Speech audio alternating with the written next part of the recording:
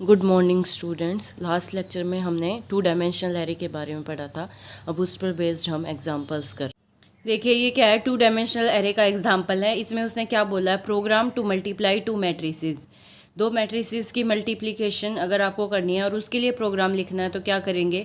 सबसे पहले तो देखिए हमें प्रोग्राम के अंदर क्या क्या चाहिए है। पहले तो 2 मैट्रिक्स हमें इनपुट करानी पड़ेंगी, ठीक है। फिर उन 2 मैट्रिक्स की मल्टीप्लाई करके जो आएगा रिजल्ट वो भी एक मैट्रिक्स आएगी, उसकी वैल्यूज़ भी कहीं स्टोर करनी पड़ेगी, ठीक है।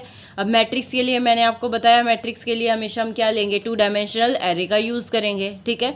तो 2 एरे तो हमें किसके लिए चाहिए हैं, दोनों मैट्रिक्स के लिए चाहिए हैं। और क्योंकि मैंने आपको बताया दोनों की मल्टीप्लिकेशन का रिजल्ट भी क्या आएगा, एक मैट्रिक्स आएगा, ठीक है। तो वो भी एक मैट्रिक्स की फॉर्म में ही स्टोर होगा, तो उसके लिए भी एक वैल्यू एक एरे चाहिए, ठीक है। तो इसका मतलब इस प्रोग्राम के अंदर हमें कितने एरे चाहिए हैं, 3 एरेज चाहिए हैं तीनों मैट्रिक्स के लिए, ठीक है। और क्योंकि इसमें हमें बार बार फॉर लूप यूज़ करना पड़ता है तो उसके लिए हमें काउंटर वेरिएबल भी चाहिए है। तो देखिए प्रोग्राम के अंदर हम सबसे पहले तो हमने क्या लिया, आई जे, ठीक है, एम एन पी क्यू और के। पहले मैं इनका बता देती हूँ कि ये हमने किस लिए यूज़ किए हैं। आई तो हमने रोज़ के लिए यूज़ किया है, जे हमने कॉलम्स के लिए यूज़ किया है। क्योंकि जब हम कोई भी मैट्रिक्स को एंटर करवाएंगे तो उसके लिए फॉर लूप लगाना पड़ेगा 2 बार, ठीक है। तो फॉर लूप लगाएंगे तो हमें यहाँ पर काउंटर वेरिएबल्स चाहिएंगे, तो उसके लिए हमने आई और जे लिया है। फिर एम एन हमने किसके लिए लिया है, फर्स्ट मैट्रिक्स के ऑर्डर के लिए लिया है। क्योंकि ज़रूरी नहीं है कि हर बार कि आप 10x10 की मैट्रिक्स लो, हर बार हो सकता है कि आपको किसी और ऑर्डर की मैट्रिक्स लेनी पड़े, ठीक है। 2 मैट्रिक्स ले रहे हो तो हर बार आप कोई भी मैट्रिक्स ले सकते हो और उसका ऑर्डर कुछ भी हो सकता है। तो फर्स्ट मैट्रिक्स का जो ऑर्डर होगा वो हम m×n लेंगे, ठीक है। रोज़ के लिए m, कॉलम्स के लिए n। तो उसके लिए हमें 2 वेरिएबल्स चाहिए, वो हमने ले लिए m और n। फिर ऐसे ही सेकेंड मैट्रिक्स के लिए भी हमें ऑर्डर के लिए हमें वेरिएबल चाहिएंगे। हम सेकंड मैट्रिक्स का ऑर्डर लेंगे p×q। तो उसके लिए जो 2 वेरिएबल चाहिएंगे वो हमने ले लिए p और q, ठीक है। कि हमें इनकी मल्टीप्लिकेशन करते वक्त हमें एक फॉर लूप लगाएंगे तो हमें फिर से एक काउंटर वेरिएबल की ज़रूरत पड़ेगी, उसके लिए हमने वेरिएबल लिया है k। क्लियर है। और क्योंकि ऑर्डर हमेशा इंटीजर ही होता है और फॉर लूप में भी हम जो वेरिएबल लेते हैं यूज़ करते हैं वो इंटीजर ही करते हैं, तो इसीलिए हमने ये सारे वेरिएबल्स किस टाइप के ले लिए, इंटीजर टाइप के लिए, ठीक है।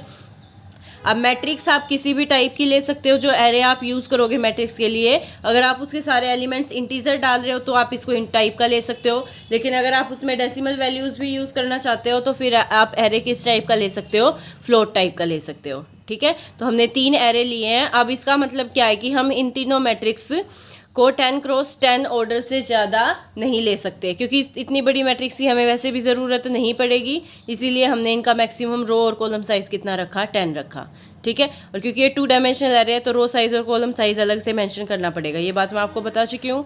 उसके बाद क्लियर स्क्रीन। पहले हमने क्या मैसेज प्रिंट किया, enter order of first matrix. ये message as it is print हो जाएगा, enter order of first matrix. और उसके बाद हम फिर क्या करेंगे, फर्स्ट मैट्रिक्स का ऑर्डर एंटर करेंगे। उसके लिए मैंने बताया था हम वेरिएबल यूज़ कर रहे हैं m और n। तो हम क्योंकि ये इंटीजर टाइप के हैं तो हम स्कैनफ की हेल्प से m और n की वैल्यू को इनपुट करवा लेंगे।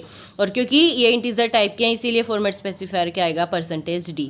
सेम वे में हम सेकंड मैट्रिक्स का ऑर्डर प्रिंट करेंगे। तो पहले मैसेज प्रिंट किया, enter order of second matrix, और उसके बाद मैंने उसके लिए वेरिएबल बताए थे p और q। तो p और q को वैल्यू को इनपुट करवा लेंगे, ठीक है। अब उसके बाद आप ये देखिए कि मैट्रिक्स मल्टीप्लिकेशन पॉसिबल कब होती है। हम किसी भी 2 मैट्रिक्स को तो मल्टीप्लाई नहीं कर सकते, ठीक है। तो मैट्रिक्स मल्टीप्लिकेशन पॉसिबल कब होती है कि अगर आपके पास एक मैट्रिक्स का ऑर्डर है m×n, दूसरी मैट्रिक्स का ऑर्डर है p×q, तो इन दोनों मैट्रिक्स की मल्टीप्लिकेशन पॉसिबल कब होगी, जब ये n और ये p क्या होंगे, इक्वल होंगे। जब ये कंडीशन ट्रू होगी तभी मैट्रिक्स मल्टीप्लिकेशन पॉसिबल होगी, ये बात आप पढ़ चुके हो, ठीक है। तो प्रोग्राम के अंदर सबसे पहले मैट्रिक्स मल्टीप्लाई करने से पहले हम कंडीशन चेक करेंगे कि भाई ये मैट्रिक्स मल्टीप्लिकेशन पॉसिबल है भी या नहीं, ठीक है। तो उसके लिए हम क्या चेक करेंगे कि n और p इक्वल है या नहीं। अगर n p के इक्वल नहीं है तो उस केस में हम मैसेज प्रिंट करा देंगे matrix multiplication is not possible. और उसके बाद ये प्रोग्राम तो करना ही नहीं है, तो इसीलिए हम ये सारी स्टेटमेंट हमें रन नहीं करवानी, तो ये स्किप करनी है। तो उसके लिए हम क्या यूज़ करते हैं, गो टू स्टेटमेंट का यूज़ करते हैं। तो गो टू एंड, और एंड को हम कहाँ डाल देंगे, प्रोग्राम के बिल्कुल लास्ट में डाल देंगे। ठीक है, सीधा वो प्रोग्राम इन सारी स्टेटमेंट को स्किप करके एंड में आ जाएगा। और अगर मैट्रिक्स मल्टीप्लिकेशन पॉसिबल नहीं होगी तो सिंपल वो ये मैसेज प्रिंट करेगा matrix multiplication is not possible, और इससे बाहर आ जाएगा। ठीक है, लेकिन अगर ये कंडीशन ट्रू नहीं है तो उस केस में वो यहाँ आएगा तो अब आपको फर्स्ट मैट्रिक्स को भी एंटर कराना पड़ेगा और सेकंड मैट्रिक्स को भी एंटर कराना पड़ेगा, यानी कि उसकी जो एलिमेंट्स है उनकी वैल्यू आपको डालनी पड़ेगी। तो पहले मैंने मैसेज प्रिंट किया एंटर फर्स्ट मैट्रिक्स, ये message as it is print हो जाएगा। अब हम फर्स्ट मैट्रिक्स की वैल्यूज़ डालेंगे। तो उसके लिए देखिए, जब आप वन डायमेंशनल एरे की वैल्यूज़ डालते थे तो फॉर लूप का यूज़ करते थे, लेकिन वहाँ पर फॉर लूप सिर्फ एक ही बार लगता था, सिर्फ आई के लिए, क्योंकि एक रो या एक कॉलम ही आता था। लेकिन यहाँ पर क्या है, हमारे पास रोज़ भी हैं और कॉलम्स भी हैं। ठीक है, तो क्या उसके लिए इसका मतलब हमारे पास दो फॉर लूप हमें लगाने पड़ेंगे। तो एक फॉर लूप ये i equal to 0, i less than m, i plus plus, ये तो किसके लिए, रोज़ के लिए। इंडेक्स 0 से स्टार्ट होता है, टोटल एलिमेंट्स कितने हैं, एम, तो लेस देन एम लिखेंगे क्योंकि 0 से शुरुआत की है। ठीक है, आई प्लस प्लस। फिर कॉलम्स के लिए लिखेंगे, कॉलम्स कितने लिए हैं हमने फर्स्ट मैट्रिक्स के, एन लिए हैं, तो फॉर लूप लगेगा j equal to 0, j less than n, j plus plus. ठीक है, और फिर हम क्या करेंगे, इनकी वैल्यूज़ एंटर करा लेंगे। कैसे, स्कैन एफ, क्योंकि ये किस टाइप का लिया है हमने, फ्लोट टाइप का लिया है, तो परसेंटेज एफ एम्परसेंट ए आई जे, इसी तरीके से डालते हो आप इनकी वैल्यूज़, और हम ये बंद कर देंगे। इस अंदर वाले फॉर लूप के लिए हमने ब्रैकेट नहीं लगाई क्योंकि एक सिंगल स्टेटमेंट है, अगर एक से ज़्यादा होती तो हमें ब्रैकेट्स लगानी पड़ती, लेकिन अगर आप चाहो तो यहाँ पर लगा सकते हो और चाहो तो स्किप भी कर सकते हो। ठीक है, लेकिन बाहर वाले फॉर लूप के लिए ज़रूर चाहिएगी ब्रैकेट्स। अब उसके बाद ये तो हमने क्या किया, फर्स्ट जो आपके पास मैट्रिक्स की उसकी वैल्यू को इनपुट करा लिया। पहले ये फर्स्ट रो को फिल करेगा, ध्यान से देखना, आई इक्वल टू 0 है यानी कि फर्स्ट रो चल रही है, उसके अंदर जे चलेगा 0। जब आई भी 0 जे भी 0 तो फर्स्ट एलिमेंट की वैल्यू पूछेगा वो आपसे, वो डालोगे आप। फिर जे इक्वल टू क्या आएगा, 1, लेकिन आई कितना रहेगा, 0 ही रहेगा, तो इसका मतलब फर्स्ट रो का सेकेंड एलिमेंट। तो इसी तरीके से जे जब तक लेस देन एन, यानी कि n-1 तक ये वैल्यूज़ चलेंगी, 0 से n-1 तक। ठीक है, तो क्या है इसका मतलब, फर्स्ट रो के एलिमेंट्स एंटर हो जाएंगे, और जैसे ही जे की वैल्यू n होगी वो इस लूप से बाहर आ जाएगा, तो फिर बाहर वाले लूप पे जाएगा। अब आई की वैल्यू क्या हो जाएगी, 1। ठीक है, आई की 1 वैल्यू हो जाएगी तो सेकेंड रो के एलिमेंट्स को वो डलवाएगा, और ये कब तक चलेगा, जब आई लेस देन एम नहीं हो जाता। तो इस तरीके से वो पहले फर्स्ट रो के एलिमेंट्स को फिल करेगा, फिर सेकेंड रो के एलिमेंट्स को, और इसी तरीके से वो एंट्रीज को आपसे इनपुट करवाएगा। ठीक है, फिर इसी तरीके से सेकेंड मैट्रिक्स को एंटर कराओगे, तो पहले मैसेज प्रिंट कर दिया एंटर सेकेंड मैट्रिक्स। अब उसका ऑर्डर कितना लिया था, पी क्रॉस क्यू, तो फॉर लूप कहाँ से शुरुआत करोगे, i equal to 0, i less than p, i plus plus, फिर कॉलम के लिए for j equal to 0, j less than q, j plus plus, और सेकंड मैट्रिक्स के एलिमेंट्स एंटर करोगे। इसके भी इसी तरीके से फिल होंगे जैसे मैंने फर्स्ट का बताया, पहले फर्स्ट रो के एलिमेंट्स फिल होंगे, फिर सेकंड रो के, और इसी तरीके से हमारे पास मैट्रिक्स के एलिमेंट्स को आप एंटर कर लोगे। ठीक है, अब उसके बाद क्या करना है आपको, यहाँ के बाद आपको क्या करना है, जो इन दो मैट्रिक्स आपने ली हैं उन दोनों मैट्रिक्स की आपको मल्टीप्लिकेशन करनी है।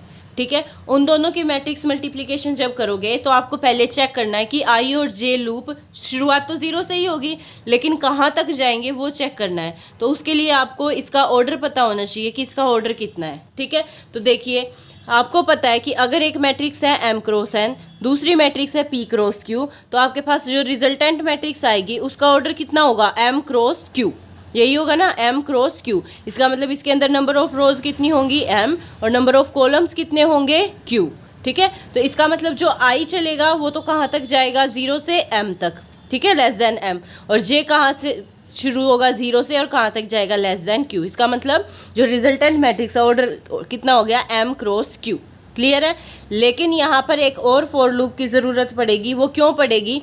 जैसे मैंने यहाँ पर लिख के दिखा रखा है, ये फर्स्ट मैट्रिक्स है m क्रॉस n ऑर्डर की, और ये सेकंड मैट्रिक्स है जिसका ऑर्डर कितना था p क्रॉस q, और p और n तो इक्वल ही हैं, तो एक तरीके से मैं लिख सकती हूँ n क्रॉस q, क्योंकि मैट्रिक्स मल्टीप्लिकेशन ही पॉसिबल तब था जब ये n और p की वैल्यू इक्वल थी। तो ये m क्रॉस n, ये n क्रॉस q, जो रिजल्टेंट मैट्रिक्स बनेगी उसका ऑर्डर कितना होगा? m क्रॉस q, ठीक है, m क्रॉस q। और यहाँ पर आपको अब क्या करना है? इन दोनों मैट्रिक्स की मल्टीप्लिकेशन करनी है।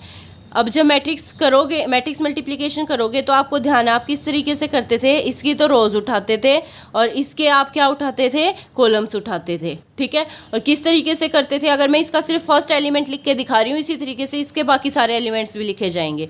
अब फर्स्ट एलिमेंट लिखने के लिए आप क्या करते थे? इसका फर्स्ट एलिमेंट उठाओगे और इसका फर्स्ट एलिमेंट, इनकी पहले मल्टीप्लाई करोगे, ठीक है। इनकी मल्टीप्लाई करके फिर इसका सेकेंड एलिमेंट और इसका सेकेंड ये एलिमेंट, इन दोनों को मल्टीप्लाई करोगे, फिर नेक्स्ट को, और फिर उनको क्या करते जाते हो? ऐड करते जाते हो। जैसे पहले first element उठाओगे a00 into b00, ये लोगे, फिर इसमें हम ऐड करेंगे नेक्स्ट एलिमेंट a01 और b10 को, ठीक है।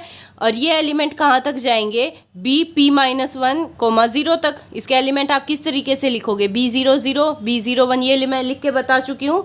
अगर मैट्रिक्स का केस होता तो आप लिखते b11 b12 अप टू सोन, लेकिन ये एरे है तो यहाँ पर 0 से स्टार्टिंग होगी, तो 00 01 02 इस तरीके से इसके एलिमेंट लिखे जाएंगे। और इधर कहाँ तक टोटल रोज कितनी है? p, ठीक है। अब क्योंकि 0 से शुरुआत की है तो ये p-1 तक जाएगा, और p किसके इक्वल है? n के इक्वल है, तो एक तरीके से ये एलिमेंट bn-1 और 1, यानी कि n-1 रो और 0 आएगा, यहाँ ये कॉलम आएगा, ठीक है। तो इसी तरीके से आप लिखोगे इन एलिमेंट्स को। तो ये मल्टीप्लाई करने के लिए हमें एक और वेरिएबल चाहिएगा और एक एरे भी चाहिएगा। वो एरे का नाम तो हमने क्या ले रखा है? c, ठीक है, जिसका साइज़ हमने 10 ले रखा है। अब उस एरे के एलिमेंट्स हम लिख रहे हैं, तो शुरुआत में तो इसके एलिमेंट में कुछ भी नहीं है, ठीक है।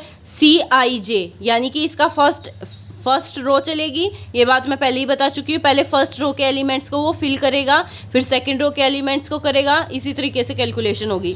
तो पहले जब हम फर्स्ट रो लिख रहे हैं तो उसका भी 0 है, यानी कि फर्स्ट ही कॉलम है, फर्स्ट रो फर्स्ट कॉलम, यानी कि फर्स्ट एलिमेंट हम लिख रहे हैं। तो शुरुआत में हमने उसके अंदर क्या डाल दिया? 0, क्योंकि उसके अंदर कोई ना कोई वैल्यू डाल दी हमने, वो हमने क्या ले ली? 0। जैसे सम, दो नंबर्स का सम आप करते थे, एरे के एलिमेंट्स का आप सम करते थे, तो उस केस में भी मैं आपको बता चुकी हूँ ये बात, इसमें हम 0 डाल देते हैं। अब फिर हमने क्या किया? फॉर लूप लिया, k = 0, k n k++, और फिर हमने क्या किया? Cij = Cij plus aik into bkj। अब ये स्टेप देखिए कैसे किया है। हम पहले फर्स्ट एलिमेंट लिख रहे हैं, क्योंकि i भी 0 और j भी 0 है, फर्स्ट एलिमेंट लिख रहे हैं, और शुरुआत में हमने इसमें क्या डाल दिया? 0, तो 0 प्लस इन दोनों की मल्टीप्लिकेशन हो जाएगी, और k भी शुरुआत में क्या है? 0 है, ठीक है। यानी कि हम क्या कर रहे हैं? इस एलिमेंट को और इस एलिमेंट को मल्टीप्लाई कर रहे हैं। देखिए ध्यान से, आई की वैल्यू क्या ले रखी है? शुरू में 0, और k की वैल्यू भी क्या है? 0, यानी कि a00 लिया हमने, ठीक है।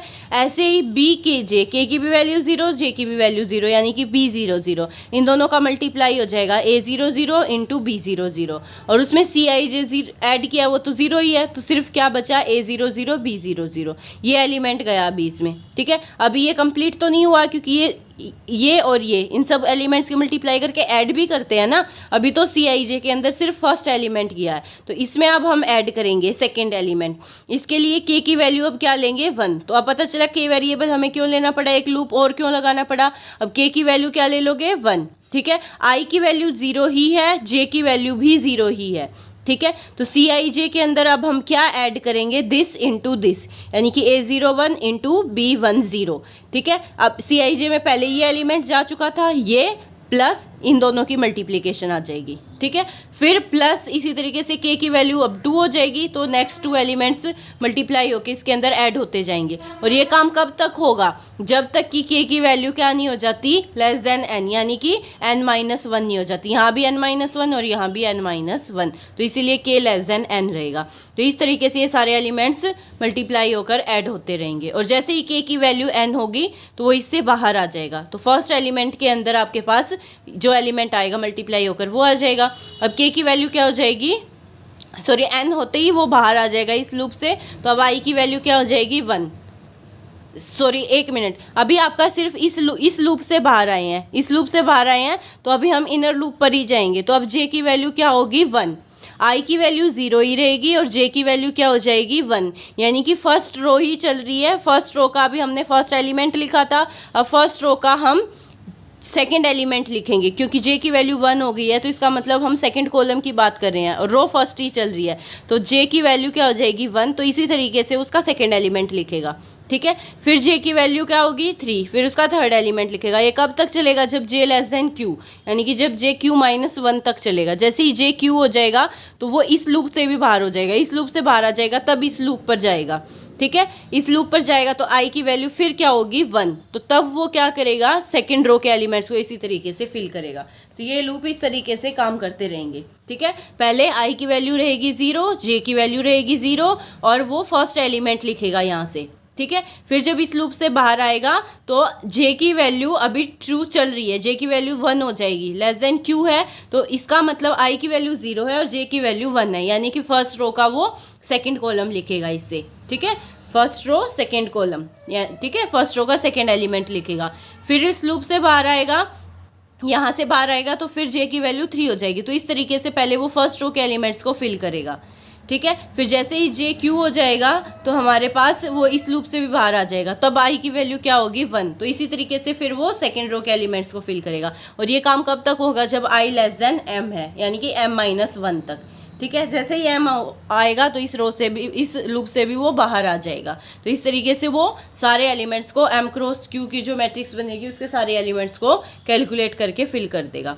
फिर जैसे इन लूप से बाहर आएगा तो वो प्रिंट क्या करेगा, resultant matrix is, resultant matrix को अब सिर्फ आपको प्रिंट कराना है। यहाँ पर काम हो चुका है, हमने सारे एलिमेंट्स निकाल दिए हैं, अब सिर्फ उनको क्या कराना है, प्रिंट कराना है। तो प्रिंट कराने के लिए आई मैं बता चुकी हूँ, m क्रॉस q की मैट्रिक्स है तो आई चलेगा 0 से लेस देन m तक, j चलेगा 0 से लेस देन q तक, और हम क्या प्रिंट करा देंगे, ये सारे Cij जो कैलकुलेट किए थे उनको प्रिंट करा देंगे। प्रिंट एफ स्लैश n क्यों लिखा है हमने यहाँ पर, क्योंकि हमारे पास फर्स्ट रो के एलिमेंट्स को जब आप फिल करोगे, अगर आप ये स्लैश एन नहीं लगाओगे तो जो फर्स्ट रो के एलिमेंट्स को आप फिल करोगे तो उस केस में क्या होगा, वो सारे एलिमेंट्स एक साथ चिपक कर आ जाएंगे, एक रो में ही आ जाएंगे। अगर आप यहाँ पर स्लैश एन नहीं डालोगे तो जो भी एलिमेंट्स आपके पास मल्टीप्लाई होकर आएंगे वो बिल्कुल एक साथ C00, C01, C02 इस तरीके से आ जाएंगे, उनमें गैप आएगा ही नहीं।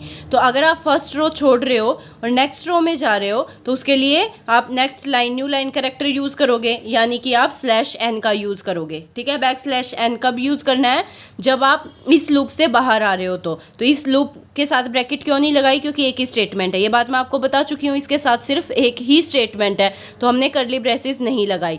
तो इसके साथ सिर्फ ये लाइन है, ये लाइन हमारे पास इस लूप से बाहर आने के बाद है। तो जैसे ही फर्स्ट रो कंप्लीट होगी और इससे बाहर आएगा तो स्लैश एन वो नेक्स्ट लाइन में आ जाएगा, तो नेक्स्ट लाइन को वो सेकंड न्यू लाइन में प्रिंट करेगा, तो वो मैट्रिक्स की फॉर्म में आएगा आपके पास। ठीक है, और यहाँ पर भी आप किसका यूज़ कर सकते हो, बैक स्लैश टी का यूज़ कर सकते हो। क्यों, क्योंकि ये एलिमेंट भी ऐसे एक साथ इनमें गैप नहीं आएगा।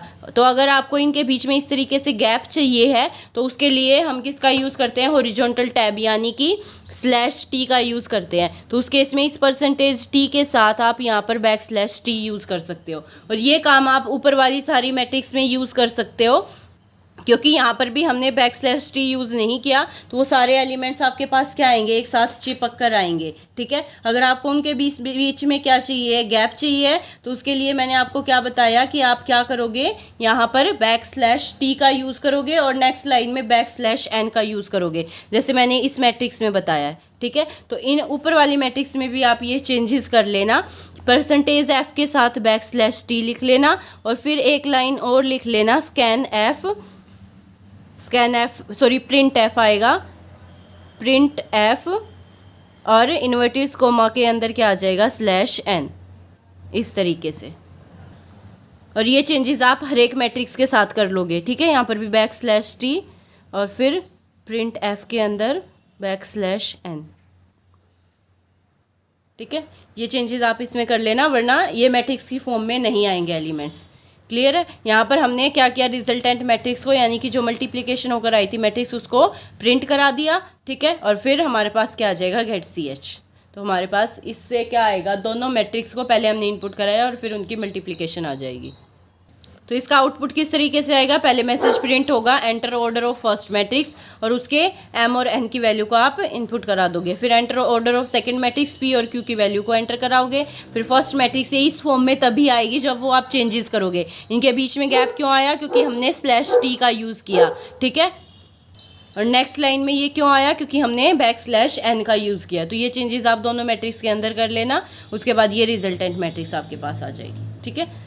यहाँ पर दूसरा एग्जाम्पल इसने दिया है, मैट्रिक्स मल्टीप्लिकेशन पॉसिबल क्यों नहीं है, क्योंकि n और p की वैल्यू इक्वल नहीं है। तो सीधा मैसेज प्रिंट हो जाएगा matrix multiplication is not possible, और वो डायरेक्ट गो टू स्टेटमेंट की हेल्प से एंड पर आ जाएगा, यानी कि मैट्रिक्स मल्टीप्लिकेशन होगी ही नहीं। नेक्स्ट एग्जाम्पल देखिए, program to find transpose of a matrix. Matrix का आपको ट्रांसपोज निकालना है, तो ये तो उससे इजी है, क्यों, इसमें सिर्फ एक ही मैट्रिक्स आपको इनपुट करानी पड़ेगी और एक एरे आपको, तो एक एरे तो चाहिएगा उस मैट्रिक्स के लिए, दूसरा एरे क्यों चाहिएगा, उसका ट्रांसपोज को स्टोर करने के लिए। तो सिर्फ 2 ही एरे यहाँ पर यूज़ होंगे और यहाँ पर ये वेरिएबल भी सिर्फ 4 ही यूज़ होंगे, क्यों, m और n तो हमने किसके लिए लिया है, उस मैट्रिक्स के ऑर्डर के लिए लिया है, i और j हमने फॉर लूप के लिए यूज़ किया है, ठीक है। फिर उसके बाद क्लियर स्क्रीन, हम पहले मैसेज प्रिंट कराएंगे enter order of A matrix और उसका ऑर्डर इनपुट करा देंगे, ये काम तो सेम ही है। फिर यहाँ पर हमने मैसेज प्रिंट किया enter elements of A matrix और यहाँ से क्या हो जाएगा, उस एलिमेंट्स को आप इनपुट करा लोगे, ठीक है, मैट्रिक्स इनपुट हो जाएगी, ठीक है। उसके बाद आपको क्या करना है, अच्छा यहाँ पर भी आपको क्या चेंजेस करने हैं, \t और प्रिंट f \n, ठीक है, तभी वो मैट्रिक्स की फॉर्म में आएगी, ये बात मैं पीछे भी बता चुकी हूँ। उसके बाद यहाँ पर अब आप क्या करोगे, इस मैट्रिक्स का ट्रांसपोज निकालोगे। तो जब आप इस मैट्रिक्स का ट्रांसपोज निकालोगे, जब ट्रांसपोज निकालोगे तो आपको इसमें चेंजेस कर लेना है, ये मिस्टेक है, क्योंकि जब एक मैट्रिक्स m क्रॉस n की है तो जब आप उसका ट्रांसपोज निकाल रहे हो तो उसका ऑर्डर रिवर्स हो जाता है, तो वो n क्रॉस m का हो जाएगा, n क्रॉस m हो जाएगा। तो रो के लिए यहाँ पर n आ जाएगा और यहाँ कॉलम के लिए क्या आ जाएगा, m आ जाएगा। तो ये चेंजेस आप कर लेना, यहाँ पर n आएगा और यहाँ m आएगा, क्योंकि ट्रांसपोज के टाइम आपको पता है ऑर्डर रिवर्स हो जाता है, रोज कॉलम से ही तो इंटरचेंज करते हो। तो अगर पहले m क्रॉस n ऑर्डर था तो अब क्या हो जाएगा, n क्रॉस m हो जाएगा, ठीक है। तो ये चेंजेस आप कर लेना। उसके बाद फिर आप क्या करते हो, उसके एलिमेंट्स, रो और कॉलम्स के एलिमेंट्स को इंटरचेंज कर देते हो। तो यहाँ पर अगर आप नई मैट्रिक्स लिख रहे हो Bij, तो इज इक्वल टू क्या आ जाएगा, Aj। सिर्फ क्या किया हमने, रोज और कॉलम्स को इंटरचेंज कर दिया, तो वो क्या निकल जाएगा, इसकी हेल्प से ट्रांसपोज निकल जाएगा, ठीक है। तो फिर आप क्या करोगे, मैसेज प्रिंट करवाओगे transpose of given matrix is, ठीक है। फिर नेक्स्ट लाइन में आपके पास क्या आ जाएगा, उसको प्रिंट कराओगे उसके एलिमेंट्स को। तो जब उसके एलिमेंट्स को प्रिंट कराओगे तो फिर से ऑर्डर क्या होगा, n क्रॉस m होगा। तो ये चेंजेस कर लेना, क्योंकि given matrix m cross n की थी, तो ये आपके पास क्या बन जाएगी, n क्रॉस m की मैट्रिक्स बन जाएगी। और फिर उसके एलिमेंट्स को आप क्या करा दोगे, प्रिंट करा दोगे, ठीक है। यहाँ पर फिर से आपको चेंजेस करना पड़ेगा, यहाँ पर \t यूज़ करोगे और प्रिंट f, नेक्स्ट लाइन में आप /n का यूज़ करोगे, ठीक है, तभी वो मैट्रिक्स की फॉर्म में आएगी, ये बात मैं आपको बता चुकी हूँ, क्लियर है। तो इससे हमारे पास क्या आ जाएगा, अगर आउटपुट से देखें तो पहले तो ऑर्डर, मैट्रिक्स का ऑर्डर आप इनपुट कराओगे, उसके बाद उसके एलिमेंट्स को इनपुट कराओगे और फिर उसका क्या निकल के आ जाएगा, ट्रांसपोज को आप प्रिंट करवा दोगे। नेक्स्ट टॉपिक आपके पास है multi dimensional array. Multi dimensional array भी उसी तरीके से आपके सिलेबस में नहीं है, ना ही इसका ज़्यादा कुछ यूज़ होता है, क्योंकि 2 डायमेंशनल एरे हम यूज़ कर देते हैं मैट्रिक्स के केस में। मल्टी डायमेंशनल एरे यानी कि उसके और भी ज़्यादा डायमेंशंस हैं, ठीक है, वो बहुत कॉम्प्लिकेटेड हो जाता है, तो इसके हम यूज़ में इतना नहीं करते, इसका इतना फ्रिक्वेंट यूज़ नहीं होता है, ठीक है। लेकिन इसका आप सिंटैक्स देख सकते हो, मल्टी डायमेंशनल एरे डिक्लेरेशन उसी तरीके से होगी, पहले एरे टाइप दोगे, फिर एरे नेम दोगे, फिर जैसे रो और कॉलम था, यहाँ पर और भी ज़्यादा डायमेंशंस हैं, तो जितने डायमेंशंस आप लेना चाहते हो उनके सबके साइज मेंशन करोगे और लास्ट में क्या आ जाएगा, सेमीकोलन आ जाएगा। फॉर एग्जांपल अगर देखें, पहले टाइप ली इंटीजर, फिर उसका नाम लिया टेबल, और फिर अगर 3 डायमेंशनल एरे है तो 3 साइज दोगे और लास्ट में सेमीकोलन से टर्मिनेट करोगे। तो ये हमारे पास किसका सिंबल है, मल्टी डायमेंशनल एरे का सिंबल है। और इसके एलिमेंट्स भी वैसे ही कैलकुलेट करोगे जैसे वहाँ पर कर रहे थे। जैसे टेबल अगर है तो टेबल के अंदर जो एरे लिया है उसके अंदर कितने एलिमेंट होंगे, 4 × 5 × 6, यानी कि टोटल इसके अंदर कितने एलिमेंट्स होंगे, 120 एलिमेंट।